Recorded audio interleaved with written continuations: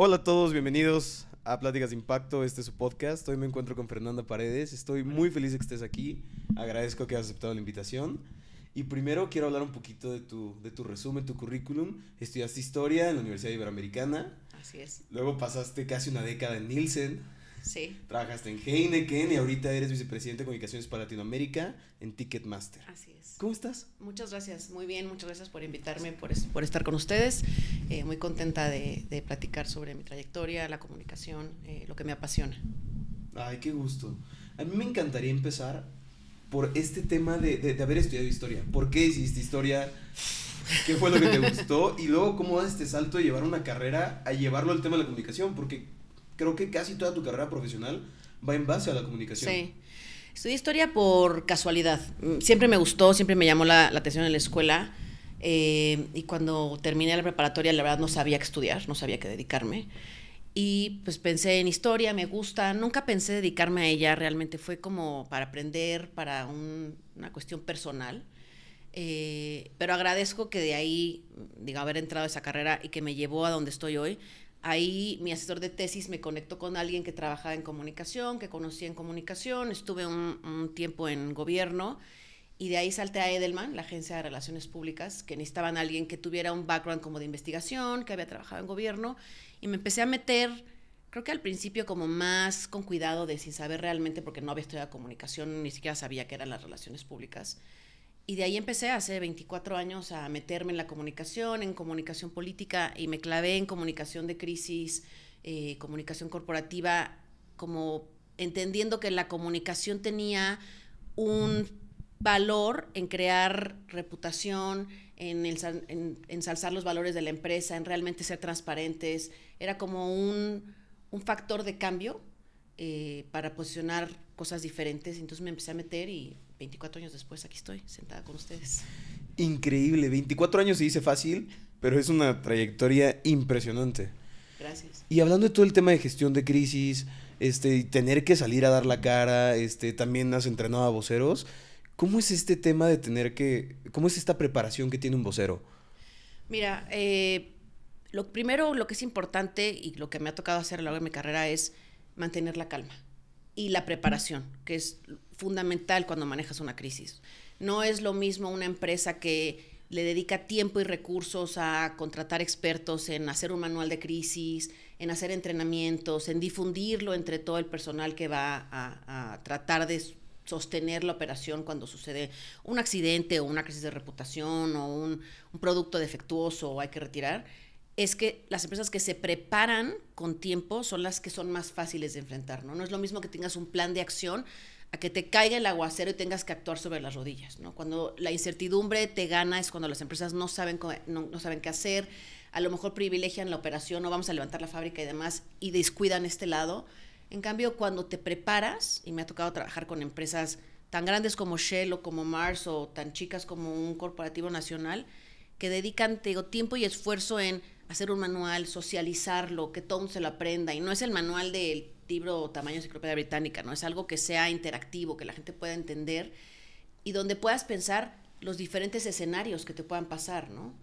Hay cosas inauditas que la gente, como la pandemia, ¿no? Que no es algo que nadie tenía en su manual de crisis, pero, por ejemplo, cuando me tocó estar en Nielsen en la pandemia, tenías un manual de crisis, sabías qué hacer, entonces por lo menos sabes a quién le tengo que hablar por teléfono en una crisis, quiénes van a tomar la decisión, porque el papel de la comunicación en una crisis es comunicar mientras las partes operativas restauran el negocio. Entonces mi trabajo es que los operativos no tengan que meterse a explicar, ¿no?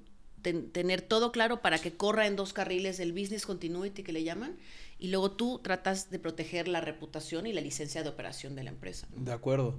¿Y qué tan diferente es llevar estos procesos tanto de forma interna en la compañía, pues con todas las personas, porque son miles de departamentos, hablando de compañías que ya son internacionales como Mars, que son gigantes, a llevarlo ya al público, ya sea un grupo de inversionistas, ¿cuál es esta diferencia que existe?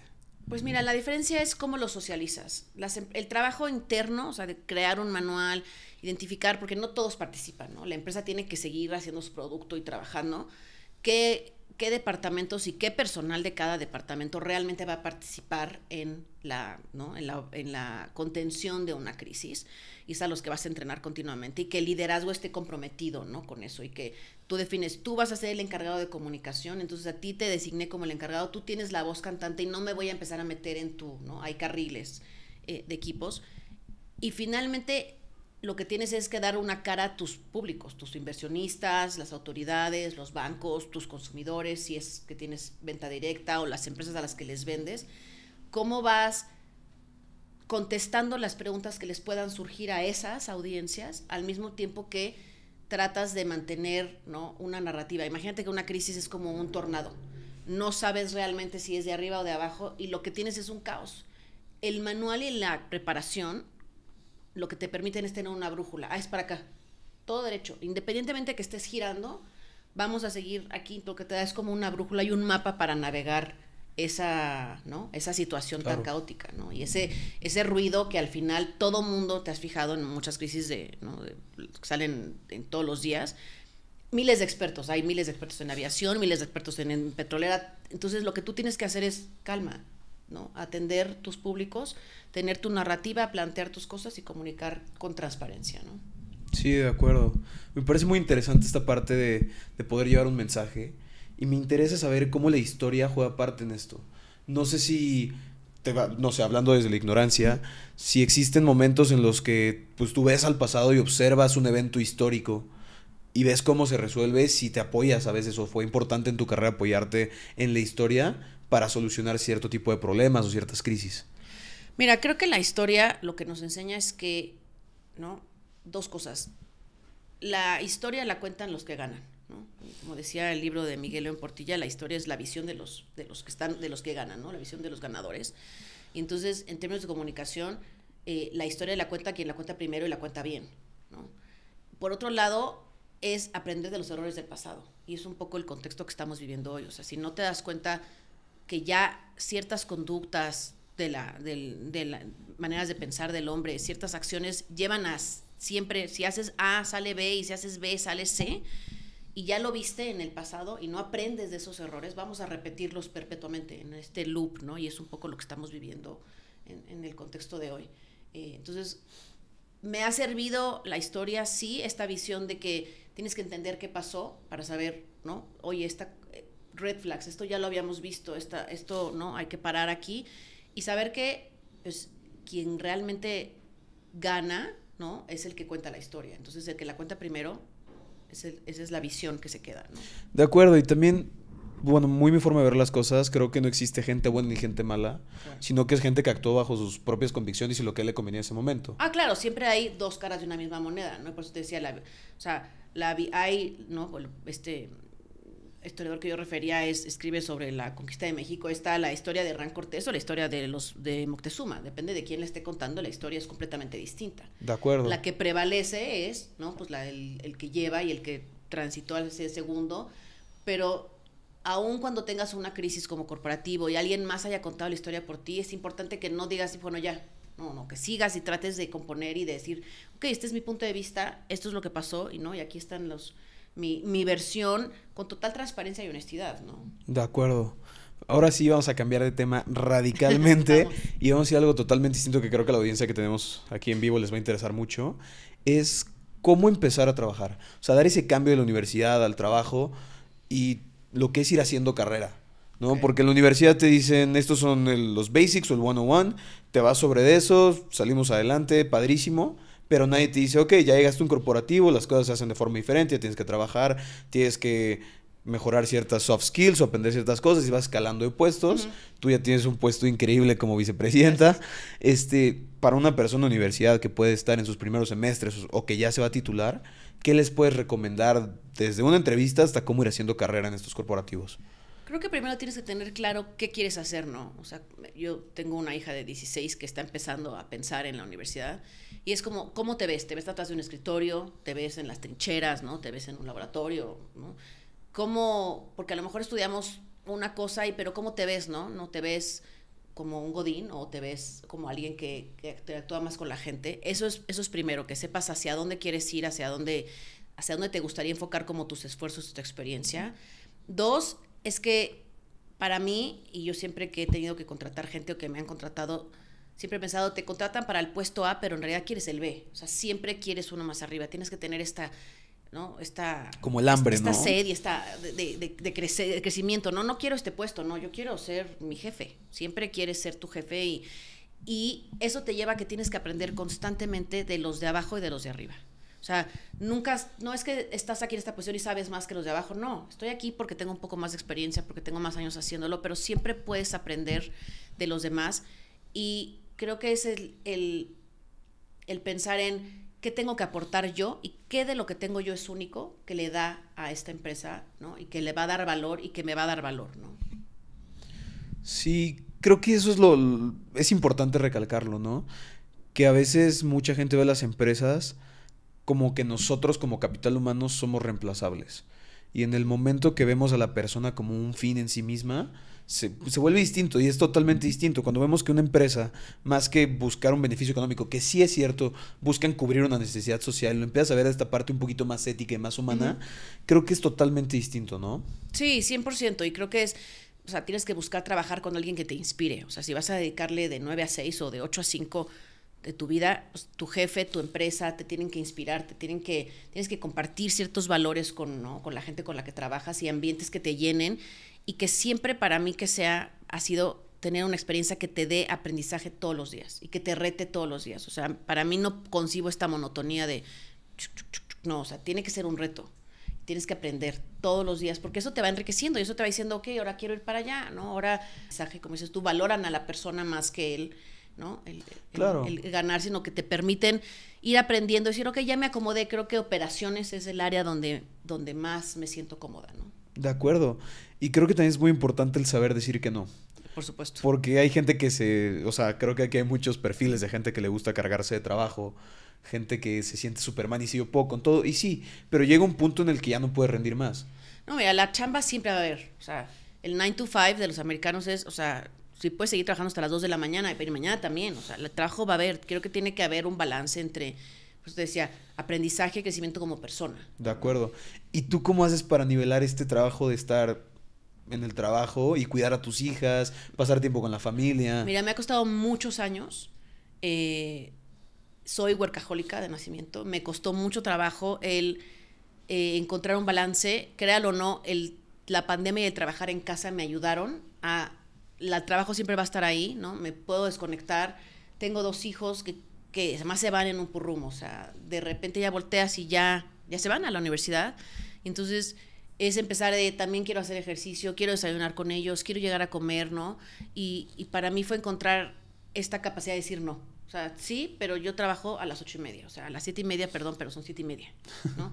Y Sonia, son las 8 de la noche, pues son las 8 de la noche, o sea, de 8 a 6 está bien, pero, ¿no? Y tienes que decir que no. La primera vez dices, híjole, me van a correr por decir que no. No. Claro, o sea, y eso está muy interesante porque todos nos vamos a equivocar en algún momento, ¿no? En la industria que estés, empresa que estés, a lo que te dediques, te vas a equivocar. ¿Cómo es salir adelante de los errores? ¿Y cómo es aprenderse a equivocar? Yo creo que aprender. O sea, es como un error, una crisis de comunicación es un aprendizaje. O sea, no lo vuelves a hacer. Ya que aprendes y lo usas de a ver, ¿qué pasó? ¿Qué hice? A, B, C. Híjole, aquí debía haber hecho D y F. Ok, la próxima no te pasa. O sea, la próxima ya estás consciente de que ese camino lo recorriste y que finalmente no, o sea, de todos los errores se tiene que aprender. Sí, al final del día es la única forma de aprender. O sea, 100%. Mucho dicen, ¿no? Nadie experimenta en cabeza ajena, cosa que es cierto, si nadie aprende en cabeza ajena. Y de alguna forma cuando te pasa no se te olvida. Exacto. ¿No? La primer regañada en la oficina. A todo mundo te toca que tu jefe te regaña horrible y te toca regañar y vas evolucionando, ¿no? Y después aprendes en que pues sí, finalmente aprendes a trabajar con gente que te señala tus errores, pero también te reconoce tus logros. Y es ese balance, ¿no? Claro, y muchos jóvenes, me incluyo, tenemos el miedo de experimentar, de aventarnos ciertas cosas por el miedo al fracaso y de caerse, ¿sabes? Pues yo creo que sí hay que calcular, pero siempre tienes que tomar riesgos. Si no te avientas y si no innovas, si no te ves como alguien que está buscando nuevas experiencias, que quiere innovar, que quiere plantear nuevos caminos, también te ven como alguien que no está dispuesto a crecer. De acuerdo. Porque crecer es arriesgarte. De acuerdo. Y para conocerte un poquito más como persona, ¿Con qué valor te identificas más? La transparencia y honestidad. ¿Y crees que eso ha sido fundamental en tu camino? Siempre, o sea, siempre he buscado trabajar en empresas y para empresas que siempre quieran ser transparentes y honestos con sus públicos, internos y externos. Me encanta. Y ya casi para ir cerrando, se me fue de volada el tiempo. No, rapidísimo. Me gustaría si pudieras regresar a esa etapa en la que tú estabas antes de entrar a la universidad, ¿qué te dirías a ti de 17, 18 años? ¿Qué consejo te darías? No tener tanto miedo a equivocarme. Ok. Sí, creo que es importante que todos los aquí presentes estemos de acuerdo que... Pues sí, ¿no? Que el equivocarse es normal, es parte de la vida, ¿no? Sí. O sea, y hay errores que digo, te cuestan la chamba, pero también es parte, o sea, cuando se termina un trabajo no se acaba. Exacto. ¿No? Sigue para adelante y cuando se cierra una puerta se abren más. Exacto, siempre que se cierra una puerta se abre una ventana. Ah, esa frase no la conocía, me gusta mucho. ¿Y tú repetirías los pasos? O sea, ¿volverías a estudiar historia y te seguirías sí. por esa línea? Sí, quizá hubiera hecho una maestría, hice un MBA hace un par de años antes, pero sí. O sea, no es algo que dirías, cambiar de carrera, no. De acuerdo. Y para que la gente aquí se lleve un consejo, está hablando esta parte del aprenderse a comunicar, porque lo platicábamos ahorita antes de entrar al aire, que el 95% del mensaje es el mensaje no verbal. Exacto. ¿No? ¿Qué recomendaciones puedes dar para que nosotros, no sé, una entrevista de trabajo, una reunión importante, pues podemos mostrarnos mejor, quedar bien, vernos bien, y tener una ventaja competitiva? Creo que es confianza en ti mismo. O sea, si te están buscando para un trabajo es porque están buscando tu expertise. Que valores lo que tienes, que tengas confianza y que te pongas por delante, ¿no? Siempre como el experto, como me invitaron, me están buscando a mí. Claro, como darte tu valor, ¿no? Sí, es un tema creo que complicado ahorita, ¿no? Sí. Porque el buscar, yo creo que el primer trabajo y la primera entrevista es de muchos nervios. Pero siempre llegan. ¿Recuerdas tu primera entrevista? Sí. ¿Cómo fue? Fue cuando entré justo a trabajar en gobierno y pues nada, no tenía idea, ¿no? Yo estaba estudiando historia, iba a trabajar en gobierno con el presidente Fox y pues te preguntan de qué has hecho, pues nada, ¿no? Pues estudiar en las tardes y en la mañana ¿qué haces? Pues nada, pues la tarea, ¿no? O sea, sí, no, claro. que me preguntan tu experiencia, pues no tengo, ¿no? Pues sí, usar la computadora, sí, eso sí, ¿no? Pero sí.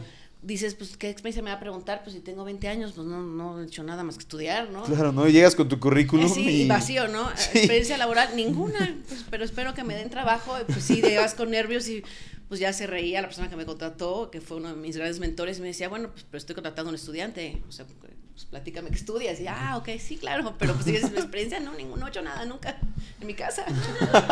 Lavo los platos y tiendo la cama, pero pues no te crees que no vales porque no tienes experiencia hasta que te dicen, oye, pues quiero a alguien que estudie y que me ayude, ¿no? De acuerdo. ¿Y tú crees que sí son más importantes las habilidades blandas? Que pues esta formación que tú traes. Yo en mi área, que son finanzas, considero que sí, porque considero que todo se puede aprender. Yo creo que pero sí. Pero hay ciertas cuestiones de liderazgo, de actitud, que no se pueden enseñar. Sí, pero creo que está en la disposición. O sea, hay gente que nace yo trabajo en comunicación para ser vocero. Hay clientes que dices, híjole, con la pena, pero no, o sea... No se te da. No se te da, te pones muy nervioso. O sea, a mí también me pone muy nervioso este tipo de situaciones, pero vas aprendiendo y vas como dándole paso, ¿no? Y hay cosas que sí, que de tu propia naturaleza, si no los puedes domar o no los puedes aplacar, pues entonces eso siempre va a jugar en tu contra. Sí, de acuerdo. Ay, es que el tema de los voceros a mí me interesa mucho porque yo que me dedico a las finanzas, en las empresas hay que mantener la calma. O sea, tú tienes capital de inversionistas que lo necesitas para operar diariamente, ¿no? Y en el tema de las crisis, tú como financiero, pues agarras, ves los números, lo ves y lo entregas, ¿no? Y dices, esto es lo que yo saqué, las cosas se dicen así y vámonos. Y tú tienes esa labor de traducir esa información porque nos encanta utilizar un lenguaje súper complejo, que se vea bonito, que se escuche complicado, para que nadie nos entienda. Y tú tienes esa labor de convertirlo y darle una forma súper digerible. También me imagino con el tema de cuestiones legales, que yo digo que los abogados hablan un lenguaje totalmente distinto al español. ¿Cómo es este proceso de tener que traducir y cómo tranquilizar a la gente o llevarlos a que actúen? La labor del comunicador es eso, somos storytellers, tienes que contar y traducir historias y como te decía antes de empezar, ¿no?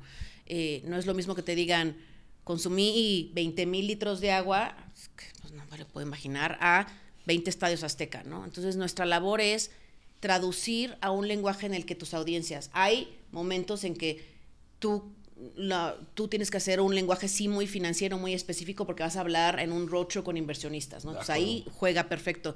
Pero después vas a salir a una entrevista con medios, entonces te toca decir, ok, en la mañana vas a hablar de finanzas y tu lenguaje ese que nadie entiende, perfecto. Saliendo, tienes que hablar con los medios de qué hicimos, entonces tienes que traducir eso a un lenguaje, el lenguaje de todos los días, ¿no? Entonces, nuestra labor es, la historia es una, ¿no? La Cenicienta se va a casar con el príncipe. ¿Cómo la vas a contar a los niños chiquitos, a los inversionistas, a los fans, a los consumidores, a los clientes, ¿no? A los clientes que a lo mejor trabajas en un sector muy logístico, entonces usan un lenguaje específico. Tienes una sola historia dicha de diferentes maneras. Y esa es la labor del comunicador, saber cómo cómo contarle la historia a tus diferentes audiencias y con qué lenguaje se las cuentas, para que realmente les resuene, que es lo que decíamos, ¿no? Si tú eres inversionista y te estoy hablando como a los medios, pues dices, este cuate me está dando la cara, o sea, no es serio, no me está dando los números, no me está dando los estados financieros, me está hablando de otras cosas. Entonces lo que tienes que hacer es que le resuene a tu audiencia para que tu audiencia diga, ok, perfecto, ¿no? De acuerdo, y me gusta mucho esa parte de ser transparente, de ser honesto, no maquillar información. Una cosa es saber cómo contar las cosas y otra cosa es ocultar las cosas. Son dos cosas diferentes. Y siempre me gusta recalcar esta parte de los valores y dejarlo claro tanto a la gente que nos está viendo, a los que están presentes aquí, que siempre la vida te recompensa cuando sigues tus valores, cuando tienes ideales claros, vas hacia adelante. Y no sé si nos quieras compartir ya para cerrar un ejemplo de alguna vez en la que pues tus valores te hayan sacado adelante, que tú digas, a lo mejor y no es lo mejor, pero fuiste fiel a tus valores y las cosas se acomodaron. Pues mira, siempre, como te decía, la honestidad y la transparencia. Hace mucho tiempo, justo cuando estuve en Nielsen, como que tomé un puesto global, un puesto mucho más grande, y pues te toca decir que no, que eso no está bien dicho para el público, ¿no? Todas las empresas se enfrentan crisis. Esto no fue realmente una crisis muy grande, pero es decir, yo creo que debemos irnos por un camino distinto para ser coherentes con lo que hemos dicho siempre, ¿no? Entonces, la primera vez que te toca alzar la mano fue difícil, pero aprendes que si eres fiel, como decías, ¿no? Eres true to yourself y entonces sí realmente puedes seguir un camino y de ahí te agarras, ¿no? Y de ahí me he agarrado para siempre yo creo que esto, y das tu posición, puede que no la hagan, puede que sí, por lo menos en ti no está que ya dijiste, yo creo que este camino no es el correcto. De acuerdo, no hay nada como llegar a casa y dormir tranquilo sabiendo que uno hizo las cosas bien, ¿no? Ay, me encanta. Fernanda, muchas gracias por venir. Tu tiempo es súper valioso y te agradezco mucho que estés aquí con todos nosotros. Me encanta cerrar con ese mensaje, ese tema positivo de valores que se han perdido mucho. Y sí, pues me gusta hablar con todos ustedes para que fortalezcan el tema de los valores, que sean fieles a ustedes y que no hay cosa más importante en este mundo que serse fiel a uno mismo, ¿no? Por supuesto, 100%. Muchas gracias a ustedes por invitarme. Muchas gracias y los veo en su nuevo episodio de Pláticas de Impacto. Gracias.